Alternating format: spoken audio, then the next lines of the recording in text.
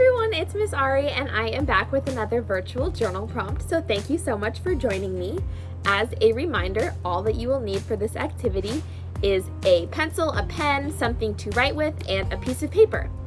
And also, as another reminder, I will always read out the question and then I will share an example so that you have kind of something to go off of, but you're welcome to write more, you're welcome to write less, anything that comes to mind. So for today's question, we have a really exciting one. So today's prompt is, do you want to go to college? And then there are some follow-up questions. So write about why or why not. And if you do plan to go to college, what do you think you'll study? And if you don't want to go to college, or at this time don't think you want to, what will you do instead?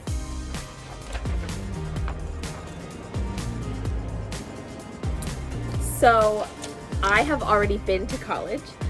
And if you are not familiar, college is what you go to after high school. So once you've graduated high school, typically you'll go to college. You can go to community college, which typically is 2 to 3 years, and you get most of your basic requirements done. And then 4-year universities, you pick a major and you get to choose what you want to study. So I went to college. I graduated in 2014, so already 6 years ago. And I went to UCLA, so that stands for the University of California, Los Angeles. So I am from Los Angeles, and I went to school maybe like 10 minutes away from my house, 10 miles away from my house, where I grew up. So the mascot for UCLA is a Bruin, so go Bruins. A Bruin is like a baby bear. So I drew a little cursive. That's how UCLA draws their like letters. And what I wrote is that I studied sociology, which is the study of people. And I also studied education because initially in college I thought I wanted to be a teacher. But I actually started working right after graduation at a Boys and Girls Club, not in San Marcos, but in Santa Monica, really close to where I went to college. And I realized that I loved after-school programming and I loved working with kids one-on-one and in small groups and helping kids understand how important they are and helping them reach their full potential and experiencing new opportunities.